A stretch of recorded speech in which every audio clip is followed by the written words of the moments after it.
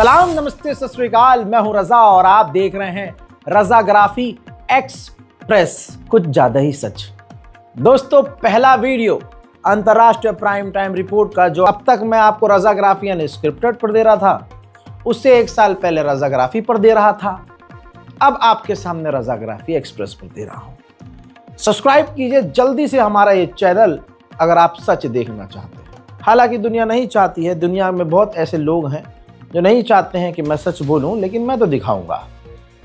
तो दोस्तों, सबसे बड़ी खबर यह है, पाकिस्तान की बड़ी तैयारी है। ऑपरेशन सिंदूर में पाकिस्तान की एक कमी सामने आई। खुद उसको महसूस हुई कि सैटेलाइट इमेज के जरिए वो भारत पर लाइव नज़र जो रखने की कोशिश कर रहा था, एक्चुअल में वो लाइव अपडेट नहीं दे पा रहा था, लाइव नहीं देख पा रहा था, कुछ उसमें गैप होता था।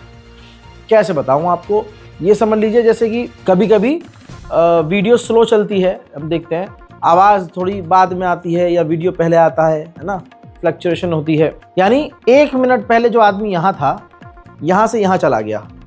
तो सीसीटीवी कैमरे में ऐसा आप देखते हैं कि सीसीटीवी बड़ा स्लो चलता है जब आप फुटेज देखते हैं। तो उसमें यह आदमी इस टाइम से जब यहाँ था, यहाँ से यहाँ वो 1 मिनट में पहुँचा है, तो वो लाइव दिखने के बजाय थोड़ा सा गैप होता था। तो उस गैप की वजह से पाकिस्तान भारत पर सटीक हमले नहीं कर पा रहा था, जबकि चाइना और तुर्की पाकिस्तान की सैटेलाइट फील्ड में काफ़ी मदद कर रहे हैं। लेकिन अब चीज़ें और आगे सुन लीजिए, यूरोप के देशों से पाकिस्तान ने मदद लेना शुरू कर दिया है, मदद मांगना शुरू कर दिया है कि हमें सैटेलाइट अपनी अपडेट करने के लिए आपकी मदद चाहिए। हालांकि 2 अपनी खुद की सैटेलाइट पाकिस्तान पिछले 4 महीने में लॉन्च करके अपनी ताकत बढ़ा चुका है। पाकिस्तान की ये तैयारी इजराइल पर हमला करने के लिए नहीं है, सीधी सीधी बात ये है, ये भारत के खिलाफ करना। देखा जाए तो पाकिस्तान अचानक से मुस्लिम और अरब देशों के करीब हो गया है और अरब देशों ने पाकिस्तान को इज्जत देना शुरू कर दिया है। भाई, जॉर्डन का किंग पाकिस्तान पहुंचा, ये देखिए, जॉर्डन के किंग का ऐसे स्वागत किया गया पाकिस्तान में जैसे कि मानो पता नहीं कौन आ गया है। और ये करना ज़रूरी था क्योंकि इसका बेनिफिट पाकिस्तान को ज़रूर मिलता। दोस्तों, सिर्फ इतना ही नहीं, इसके बाद की कहानी ये है कि पाकिस्तान ड्रिल कर रहा था, मिलिट्री एक्सरसाइज।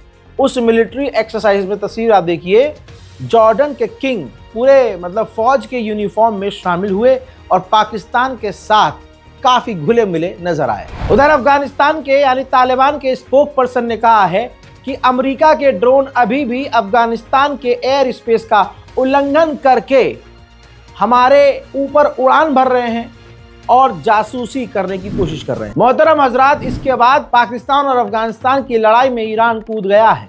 ईरानी विदेश मंत्री ने कंफर्म किया है कि पाकिस्तान और अफगानिस्तान को मीडिएट अब हम करेंगे। این کنفرانس خودش نشانه دیگری هست در اینکه وزارت امور خارجه ابتکارات بین‌المللی رو در نظر داره، دنبال میکنه. ما در همین روزهای اخیر درگیر ایجاد ثبات و آرامش بین پاکستان و افغانستان هستیم. تماس‌های تلفنی که من برقرار کردم و امیدوار هستم به یک نتیجه‌ای برسه. یک جلسه منطقه‌ای इंशाअल्लाह तश्कील ख्वाहिश शुदा हमी रबते। डोनाल्ड ट्रंप ने कोलंबिया और थाईलैंड का सीज फायर करवाया था, लेकिन कोलंबिया ने जो है बम जो प्लांट किए थे वो फटे। गोलीबारी कोलंबिया की तरफ से थाईलैंड पर हुई तो थाईलैंड ने सीज फायर को स्थगित कर दिया। अब अमेरिका की इज्जत इसमें गई तो अमेरिका ने दिल पे ले लिया और डोनाल्ड ट्रंप ने जो ट्रेड टॉक थाईलैंड से कर रहा था वो बंद कर दिया है। उधर भारत के मुसलमानों को नफरत की निगाह से देखने वाला, भारत के मुसलमानों को आतंकी टैग लगाने वाली सरकार, भारत के मुसलमानों को आतंकवादी मानने वाली सरकार, भारत के मुसलमानों पर जुल्म करने वाली सरकार, इसी सरकार का विदेश मंत्री और प्रधानमंत्री जब दूसरे अरब देशों में, मुस्लिम देशों में जाता है तो अपनी बत्तीसी बाहर निकालकर छाती उचकाकर छाती से छाती मिलाकर खुश होता है और उनको यकीन दिलाता है कि अरे हम तो आपके सगे हैं। तस्वीर आपके सामने। अब एक और मूल्य देश पहुंचे हुए हैं जयशंकर, और वहां उन्होंने तमाम राष्ट्रपति, प्रधानमंत्री, राजा, जितने भी ऑफिशियल्स हैं सबसे मुलाकात की है। कतर और भारत की ये दोस्ती आप देख सकते हैं ऑन स्क्रीन। लेकिन भारत के मुसलमान खुश ना हो। आपको कल भी गालियां बकी जा रही थी इस एक समाज के द्वारा, और यही सरकार आपको कल भी परेशान कर रही थी और आज भी करेगी। अब नॉर्थ कोरिया से अमेरिका पंगा लेने की तैयारी में है। साउथ कोरिया और नॉर्थ कोरिया की बनती नहीं है। साउथ कोरिया के साथ अमेरिका मिलकर, बल्कि अमेरिका साउथ कोरिया के लिए कहा जा रहा है पनडुब्बी बनाएगा। साउथ कोरिया ने कहा है कि यह अमेरिका का कदम नॉर्थ कोरिया की नींद उड़ा देगा। अब इसी के चलते हुए इसी मुद्दे पर चीन ने आपत्ति जताई है और खतरा बताया है।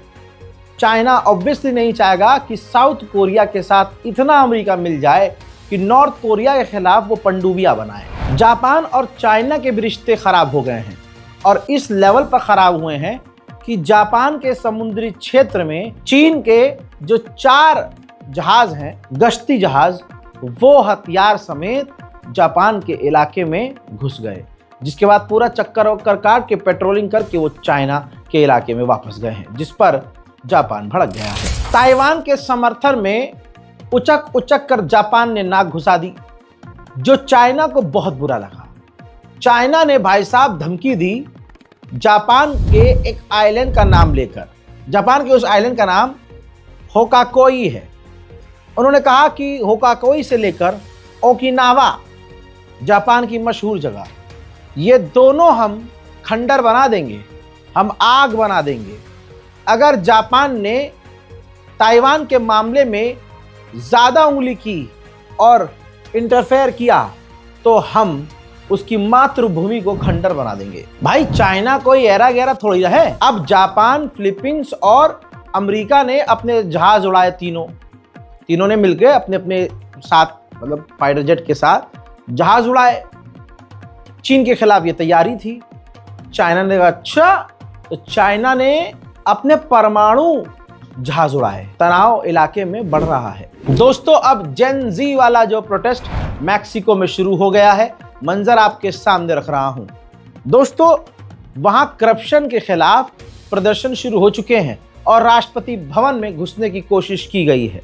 कहा जा रहा है कि मैक्सिको में करप्शन हद से ज्यादा है और उसके खिलाफ अब नौजवान पीढ़ी सड़क पर उतर आई है और जबरदस्त हिंसा जारी है।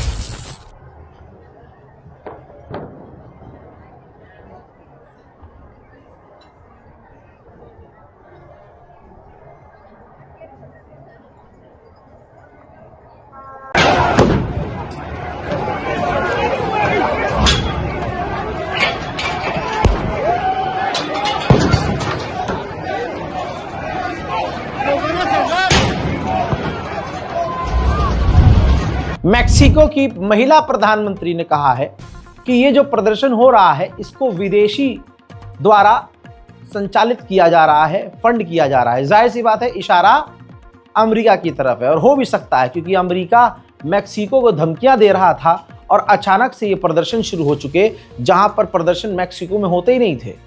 ऐसे प्रदर्शन, सरकार के खिलाफ राष्ट्रपति भवन में घुसने की कोशिश, तो यही बयान जो है मैक्सिको की प्रधानमंत्री ने दिया है कि ये विदेशी ताकतें हैं जो ये काम कर रही हैं। ब्रिटेन की इंटेलिजेंस ने वार्निंग दी थी अपने ही देश के तमाम हथियार बनाने वाली कंपनियों को कि अपने हथियारों में चाइना के पार्ट्स इस्तेमाल ना करें।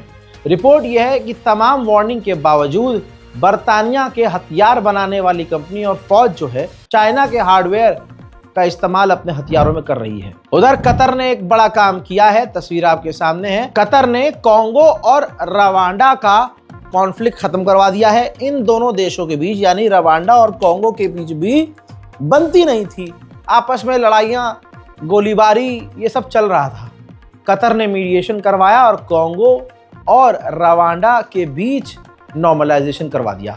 अमेरिका के विदेश मंत्री ने कहा कि इस दौर में, इंसानों के इस दौर में, चाइना सबसे ज़्यादा अपनी फौज और मिलिट्री कैपेबिलिटीज़ को बढ़ा रहा है।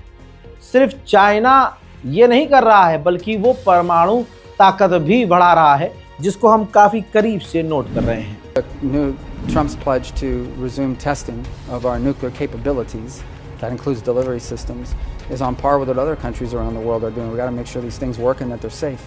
In terms of the Chinese nuclear program, that wasn't discussed in any of our meetings. That's something that happened at the staff level, but these are long-standing concerns. I mean, the Chinese are undertaking the most rapid military buildup in human history. So, and part of that is their expansion of their nuclear capabilities. So, obviously, we're keeping an eye on that, and I think everybody's concerned about that. हजरात, Venezuela के F-16 fighter jet ने एक unidentified उड़ती हुई चीज को मार गिराया है। अभी तक ये क्लियर नहीं हुआ है, वीडियो देखिए, अभी तक ये क्लियर नहीं हुआ है कि ये क्या चीज थी, लेकिन खबरों में यही बात आई है कि F-16 फाइटर जेट लगातार उड़ान भर रहे थे वेनेजुएला के और उसने उड़ती हुई किसी चीज को मार गिराया है।